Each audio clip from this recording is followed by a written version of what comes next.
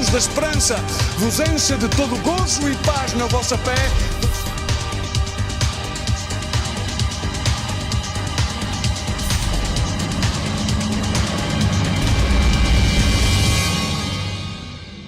Vamos abrir as nossas Bíblias em Apocalipse, capítulo 21.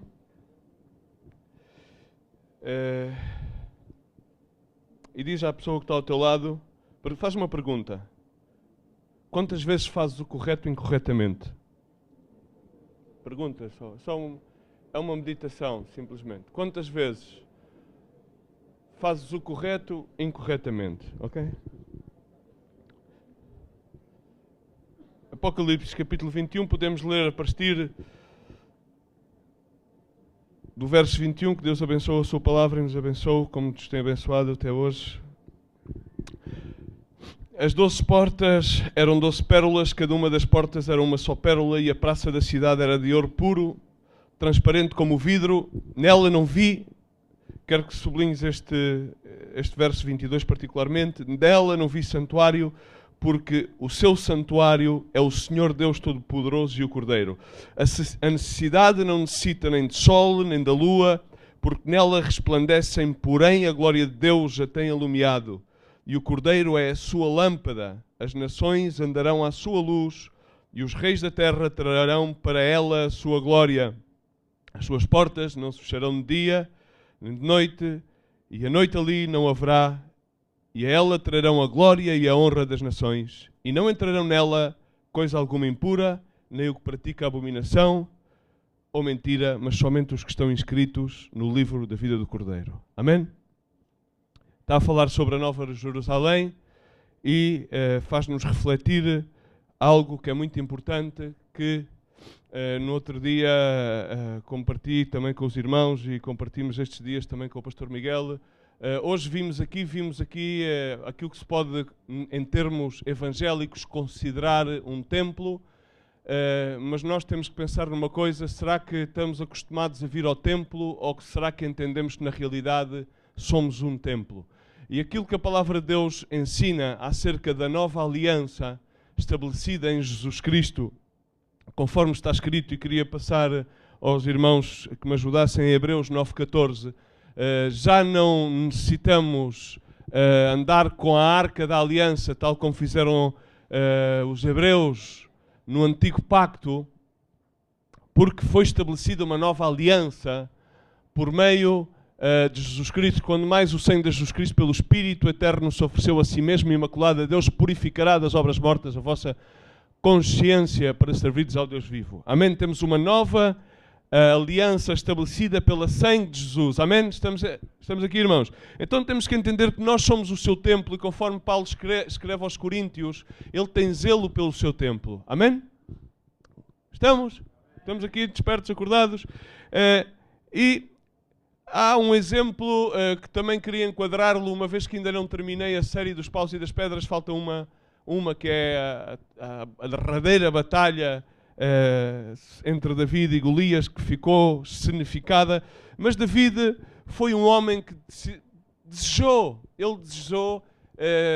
estabelecer templo, mas não o pôde fazer porque não foi assim o desejo dele, porque ele tinha as mãos manchadas de sangue. Por exemplo, vemos que quando David fala em 2 Samuel capítulo 7, verso 1 e 2, queria pedir aos irmãos que pudessem por ali. Estava o rei David em sua casa, no seu palácio, tendo o Senhor dado descanso a todos os seus inimigos ao seu redor. Verso em seguida, e ele fala com o profeta Natã e diz: eis que eu moro numa casa de cedro, enquanto a arca de Deus estava dentro de uma tenda, do tabernáculo. Ou seja, David sempre teve o zelo e a inquietação de tratar de ter o melhor para Deus. Amém? Ou seja, nele havia um propósito de querer fazer as coisas bem para Deus. Amém? E querer fazer as coisas, inclusive, corretamente. Estamos aqui?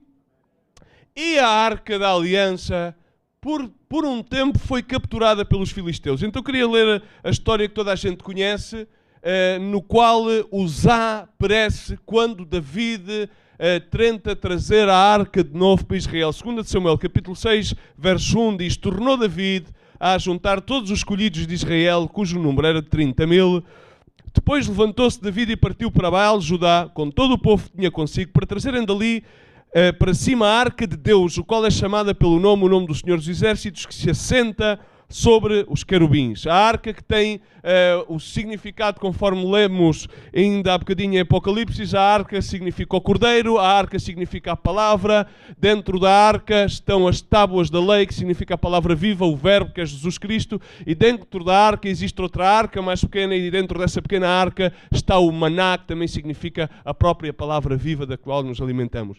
Então, David quis trazer a arca de novo e puseram a arca de Deus, diz, num carro novo e levaram-na para a casa de Abinadab, que estava sobre o outeiro, e Uzá e Aió, filhos de Abinadab, guiavam o carro de novo.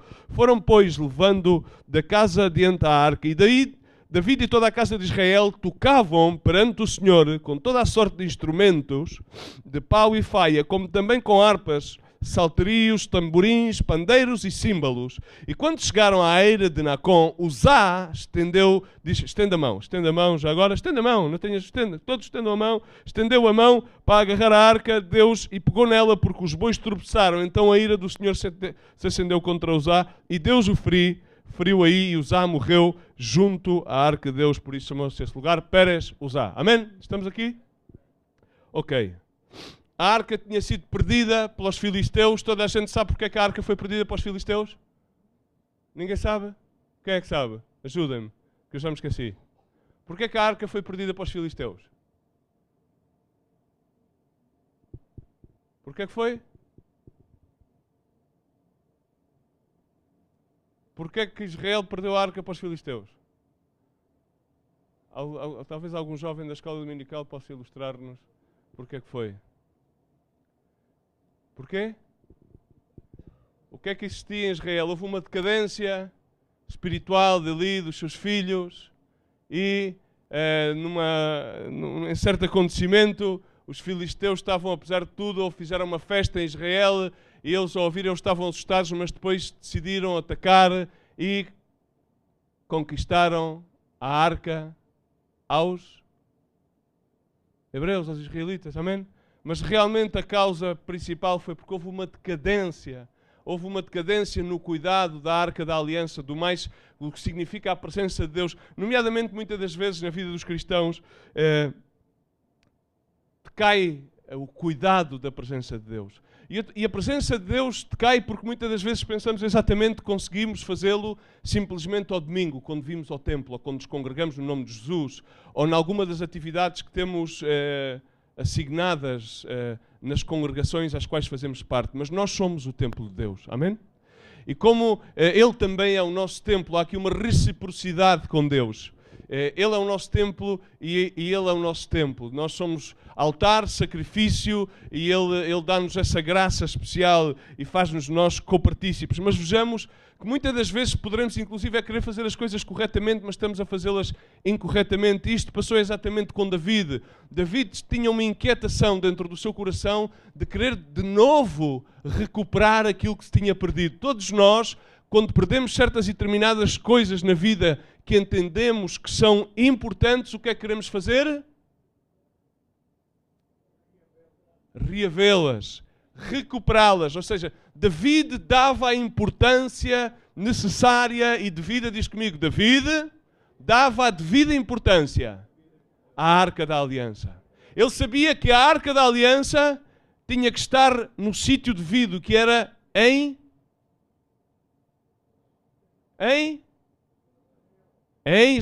Jerusalém. Amém? Amém? Recordam-se que David foi aquele que instaurou, por assim dizer, o ministério levítico, estar continuamente os sacerdotes levitas 24 horas em turnos a louvarem e a adorarem à volta do tabernáculo, no tabernáculo. Amém? Estamos a entender isto? David tinha essa carga, ele era um homem conforme ao coração de Deus, estava agraciado pela presença de Deus de tal forma que ele continuamente, e vimos que ele falava com o profeta, eu estou aqui no meu palácio, na minha casa, tenho tudo, e vejo que a arca está simplesmente numa tenda, tem que haver algo mais grandioso. E ele tinha continuamente essa carga no seu coração, tal qual como vimos, e está escrito em 2 de Samuel, capítulo 2, versos 7, 1 e 2. Agora, Uzá manifesta exatamente o reflexo de muitos de nós, ou de alguns de nós, em várias etapas das nossas vidas como os cristãos. Uzá era filho de Abinadab. E Uzá esteve com a arca na sua casa durante 20 anos. E ele acostumou-se a ter a arca na sua casa. Então muitos de nós, quando estamos algum tempo que fazemos parte da casa de Deus, fazemos parte de congregar-nos, fazemos parte inclusive do ministério, porque a arca também é sinónimo de ministério. A arca da aliança é sinónimo de ministério. Então o que é que acontece? Muitos de nós torna-se como um ritual, de certa maneira. Então como que acostumamos? E nós quando nos acostumamos às coisas, o que é que acontece? Acostumamos a uma certa e determinada ritmo de vida e o que é que acontece? Vamos gradualmente dando-lhe menos importância. Amém? O que é que acontece, por exemplo, nos casamentos? Os casamentos, ao princípio, são fulgurantes e à medida que vai passando o tempo, parece que o esposo e a esposa vão perdendo aquela conexão. Vai-se-lhe dando menos valor, cada vez menos, às relações. Porquê? Porque dá-se-lhe como de garantido, isto está tudo garantido. E passa ao mesmo exatamente, e de certa maneira, de uma forma inconsciente, isto começou a acontecer na vida de Uzá. Uzá teve 20 anos a arca na casa do seu pai. E ele esteve ali, e ele era um sacerdote levita. E de certa maneira aquilo levou, por assim, a perder a perspectiva, e eu chamo-lhe perder a perspectiva da novidade de estar na presença de Deus. E isso passa muitas das vezes connosco. Nós estamos tão acostumados a dizer, bom, Deus é fiel, Deus trouxe-nos até aqui, que perdemos a perspectiva de estar expectantes àquilo que Deus vai fazer ainda. Perdemos a perspectiva, já estamos tão acostumados. Deus é bom, aleluia. Cada um com a sua. Deus é bom, Deus trouxe-nos até aqui. Quão maravilhosa é a sua presença. Todas estas coisas parece que começam a ecoar nas nossas vidas e é um eco garantido. De tal forma que conforme Uzá, vamos perdendo, de alguma maneira, vamos perdendo a expectativa. E passa exatamente, ou seja, David quis fazer o correto e o que é que fez David? Utilizou a forma filisteia.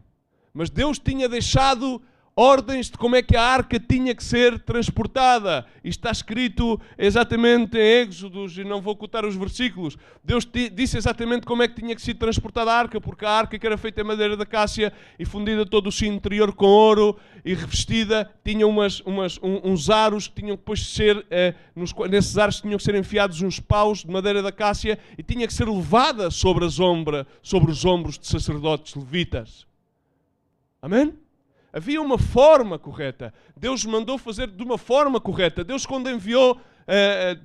Deus mandou Noé a fazer a arca, Ele disse-lhe exatamente as medidas, quantos andares é que tinha que ter. Deus deu exatamente tudo como tinha que ser feito. Deus disse como é que tinham que ser as vestes dos sacerdotes. Deus disse como é que tinha que ser as medidas do tabernáculo, os pátios, os altares, a mesa da propiciação, a mesa dos pães, a levedura. Disse tudo exatamente como é que tinha que ser feito. Amém?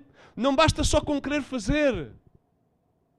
É necessário fazê-lo corretamente.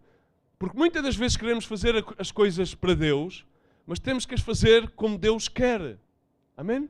Por isso é que muitas das vezes podemos estar a pensar que estamos a fazê-lo correto, mas estamos a fazê-lo incorretamente. Amém? Esta mesma atitude de Uzá, de alguma maneira, o que é que nos leva a rotina a perder? A rotina leva-nos a perder, diz comigo, o compromisso. Damos tudo por adquirido, então leva-nos a perder o compromisso, ok? E Uzá, de alguma maneira, de alguma forma, aquela manifestação, ok, eu vou agora no carro de bois, vejo a arca, como que Deus precisa da nossa ajuda. Bom, eu vou dar uma ajudinha a Deus. E foi a atitude de Uzá deitar a mão à arca, foi exatamente uma mostra de falta de compromisso. Como que Deus precisasse da ajuda de Uzá. Muitas das vezes tu e eu pensamos que Deus precisa da nossa ajuda para fazer qualquer coisa. Ele é mais que suficiente. Amém? Amém? Ele é mais que suficiente. Ele mostrou em todas as coisas que era mais que suficiente. Paulo entendeu isso. Ou seja, Paulo entendeu isso, ok, eu entendo que basta-me a tua graça é suficiente. O resto são adereços. Irmãos, e usar ou fazer... E muitas das vezes nós continuamos no dia a dia a pensar que podemos ajudar a Deus. Somos tão altruístas que queremos inclusive ajudar a Deus. E ao querer ajudar a Deus, muitas das vezes caímos fulminados como usar. Porque não é a altura de ajudar a Deus. É a altura de esperar que Deus nos toque, nos use, nos transforme. Amém? Porque podemos estar a fazer as coisas incorretamente. E podemos ter um bom, como diz o ditado, o mundo está cheio de boas intenções. Cheio de boas intenções. E mais está o inferno, está a abarrotar. Não chegam as boas intenções. Há que fazer as coisas como Deus manda. E há que ter o coração conforme Deus manda. Ter um coração limpo para fazer as coisas. Há que adorar a Deus. Mas há que adorar a Deus conforme Deus manda. Amém? Não é suficiente com querer tocar instrumentos. Porque se nós vemos a palavra de Deus, vemos, e está escrito em 2 Samuel 6,5, vemos exatamente outro fator muito importante em como o povo trocou a verdadeira adoração pela religiosidade. Eles iam a tocar e Uzá estava a tocar enquanto eles transportavam a arca no carro de bois. Mostra a palavra de Deus em 2 Samuel capítulo 6, verso 5, mostra que eles tocavam. Mas a maneira em como tocavam era uma maneira religiosa. Era para cumprir simplesmente a ordem de David. Não tocavam para Deus de uma forma genuína e original. Não fluía do seu interior uma verdadeira e pura adoração. E isso passa continuamente. Cada dia mais ocorre que aquilo que flui dentro de muitos lugares onde nos reunimos para congregar-nos no nome de Jesus Cristo é que troca-se a adoração por simples réplicas religiosas de músicas pseudo-cristãs, cujo nos levam a estar muito longe da presença de Deus, mas cujos versos escritos entoam o nome de Deus. E foi o que passou exatamente aqui. E tudo isto foi aquilo que contribuiu para que aquele lugar se chamasse Pérez Uza. Ali pereceu Uzá. E ali, uma vez mais, teve que permanecer a arca. Mas o que é que aconteceu? Que a arca permaneceu na casa de Obed-Edom. E a casa de Obed-Edom, conforme diz a palavra do Senhor, foi tremendamente abençoada. Amém? Irmãos, há aqui um tremendo ensinamento. É que muitas das vezes podemos pensar, inclusive, é que estamos a fazer grandes coisas para o Senhor e fazê-las, inclusive, no nome de Deus, mas apesar de tudo, na sua eterna e grandiosa misericórdia, Deus permite-nos fazer isso e lava-nos com a sua preciosa sangue, porque Ele vê e passa por em cima o tempo da nossa ignorância, conforme diz a palavra de Deus, porque Ele espera que nós tenhamos uma atitude capaz, conforme também diz a palavra de Deus, de que produzamos frutos dignos de arrependimento e dobremos os nossos joelhos e vaiamos ao seu altar de graça, render-lhe o verdadeiro, puro, santo, agradável sacrifício vivo, para que possamos de nós mesmos produzir genuinamente aquilo que Ele está à espera, a única imagem refletida dEle nas nossas vidas. Não réplicas religiosas daquilo que nós pensamos que Ele espera de nós. Aquilo que Ele espera da sua igreja é o reflexo da sua presença nas nossas vidas. E Ele só vai obter isso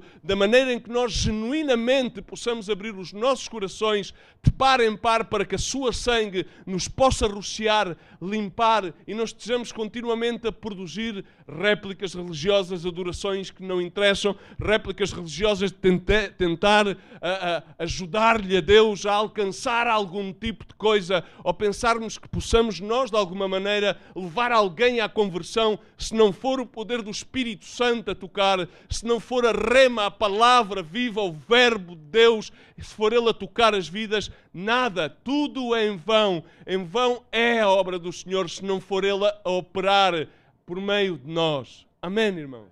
É muito simples. E isso está manifesto aqui. Porque o vento sopra de onde quer e ouves a sua voz, mas não sabes de onde vem nem para onde vai. E assim é todo aquilo que é nascido do Espírito. Não se faz anunciar, não tem nenhum tipo de eloquência, de anunciação ou de prognóstico. Deus manifesta-se. Mas nós temos indo conformado e fomos perdendo o zelo com o melhor e optamos por adaptar-nos aos modelos dos filisteus. Trocamos a verdadeira adoração pela religiosidade, perdemos o zelo com a obra do Senhor e adaptamos o modelo filisteu. Damos tudo por garantido, Deus está aqui, Deus tem sido fiel até agora, Deus vai continuar a ser, não passa nada, a obra do Senhor, glória a Deus, glória a Deus. Perdemos o compromisso. E estamos sempre a querer ajudar a Deus a fazer qualquer coisa. Deus, vou-te ajudar, vou-te ajudar. Deus não precisa da nossa ajuda, Deus precisa simplesmente que nós estejamos o suficientemente convictos no nosso coração para dizer aquilo que dizia Paulo: por esta razão sofro estas coisas, não me envergonho, sei em quem eu tenho acreditado, querido, e estou certo que Ele é poderoso para guardar em mim este fiel depósito que não é meu, é dele. Esta fé não me pertence a mim, esta graça não me pertence a mim, tudo aquilo que eu faço a mim não me pertence, a glória dele, e isto simplesmente é aquilo que eu tenho de fazer. Jesus não nos comissionou para fazer crentes, Jesus comissionou-nos para ser discípulos e dessa forma reproduzirmos a sua obra. Não que nós possamos reproduzir nada, mas Ele é quem nos engendra e reproduz-nos. E queria terminar por ler Isaías 35:4, simplesmente para que possamos analisar-nos diante de Deus e ver realmente, diante da presença do Senhor, diante de um Cristo crucificado, diante do sangue e do Cordeiro de Deus que realmente nos lava, nos purifica e nos quer santificar, nos quer de tal forma preparar para que possamos anunciar, preparar o caminho ao Cordeiro, preparar o caminho ao Senhor, para que possamos levantar-nos e pôr-nos de pé. Queria convidar aos irmãos que nos puséssemos pôr de pé e aos irmãos do louvor que subissem para terminarmos. E que na realidade, irmãos, meditemos. É necessário que venhamos à igreja e que recebamos ensinamento, glória a Deus. Mas é necessário que o nosso coração se compunja diante da presença de Deus e que não temamos de sair dos parâmetros aos quais estamos acostumados e que perguntemos a nós mesmos: será que aquilo que estou a fazer, posso querer fazê-lo corretamente, mas será que provavelmente não estou a fazer incorretamente? David quis fazê-lo do fundo do seu coração, o zelo que ele tinha era um zelo correto. Ele queria trazer a arca da aliança de novo a Jerusalém. Ele queria ter de novo a presença de Deus. É claro que sim. Ele queria ter ali a arca. Ele queria inclusive construir-lhe o templo e Deus disse-lhe: não toca a ti, vai tocar à tua descendência, vai ser o teu filho. E nós podemos querer fazer muitas coisas, mas será que estamos a fazer corretamente? Será que estamos a fazer aquilo que Deus quer fazer? Há uma coisa que Deus quer que a sua igreja faça. E essa é que produza frutos dignos de arrependimento de Deus. Produza frutos de estar diante da sua presença e realmente jamais perca o compromisso, jamais perca o zelo e jamais perca a capacidade de fazer as coisas de acordo aos mandamentos da palavra de Deus. E que não adapte a religiosidade, nem sequer adapte o modelo filisteu. Isso de certeza é abominação aos olhos de Deus. Por demais, Deus, a única coisa que nos pede é aquela palavra exatamente que Deus deu a Isaías: dizei aos turbados de coração, sede forte, não tenhas medo, não temais. Eis que o vosso Deus com vingança virá. Sim, a recompensa de Deus, Ele virá e Ele vos salvará. É Ele quem nos salva, é Ele que vem em nosso auxílio. Nós não necessitamos de ajudar a Deus a nada. Se tu abres o teu coração ao Santo de Israel e se tu estendes a tua mão, Ele vem em teu auxílio. Se tu clamas aos céus neste dia, independentemente que os teus pecados sejam o mais horrendo ou aquilo que tu possas pensar de ti, dele, dos céus, do mais alto, vem um auxílio à tua vida. Então diz a palavra do Senhor que os olhos dos cegos serão abertos, mesmo que penses que tens os teus olhos com algum tipo de turbação ou não tens claridade para ver aquilo que está à tua frente, Deus vai-te abrir os olhos. Os teus ouvidos, apesar de que muitas vezes estejam entorpecidos, serão abertos e serão desimpedidos. O coxo saltará como o servo e a língua do mundo cantará de alegria, porque as águas arrebentarão no deserto e os ribeiros no ermo. Aí onde parecia que não havia nenhum tipo de fertilidade, vai haver fertilidade, porque a obra é de Deus e a miragem tornar-se-á num lago e a terra sedenta com miradeiras de água nas habitações em que jaziam os chacais. Aí haverá erva como cana e juncos e haverá uma estrada, um caminho, que se chamará Caminho Santo. Haverá um caminho santo e o imundo não passará por ele, mas será para aqueles que são chamados os redimidos do Senhor, e caminharão nele até mesmo os loucos, aqueles que não pensam que não têm capacidade, aqueles que pensam que estão perdidos, esses neles caminharão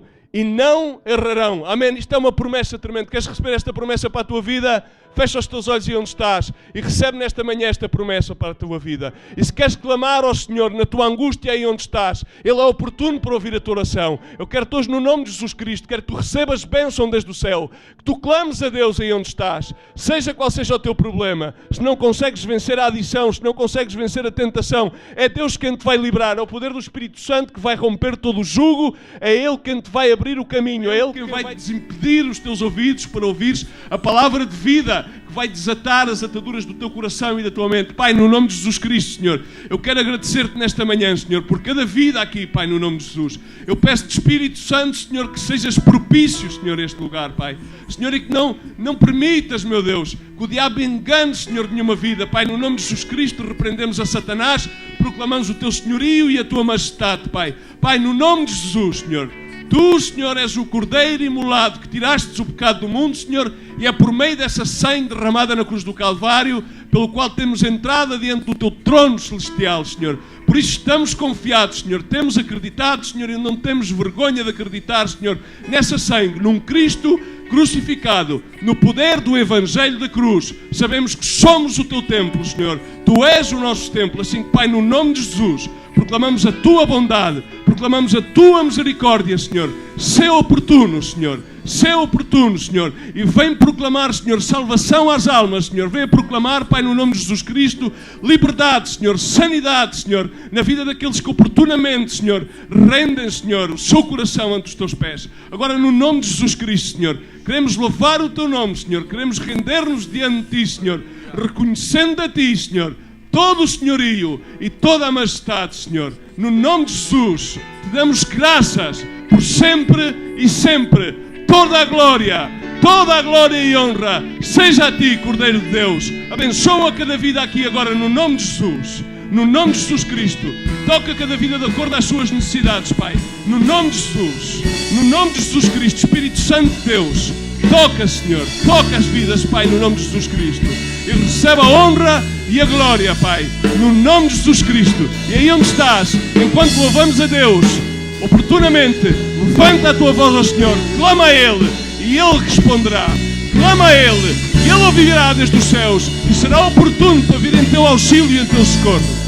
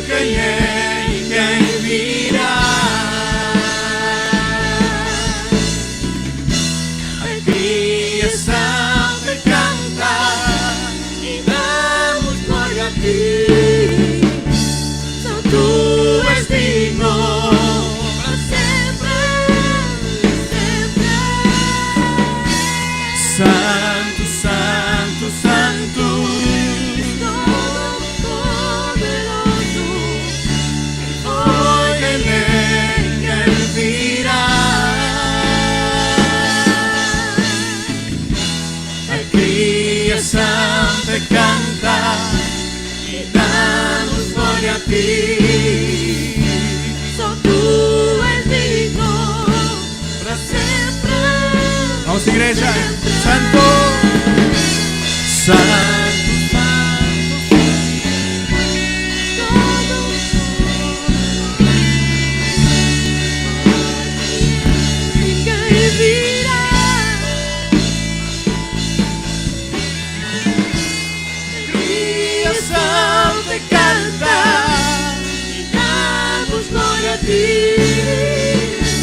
Só tu és digno para sempre. Santo, Santo, Santo, Santo, Todo-Poderoso. Foi quem é e quem virá.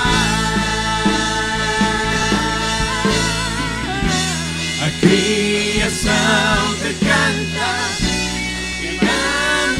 Glória a ti. Só tu és digno para sempre, sempre.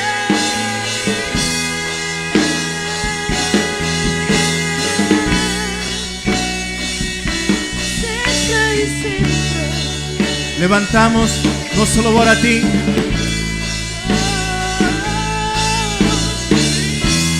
Levantamos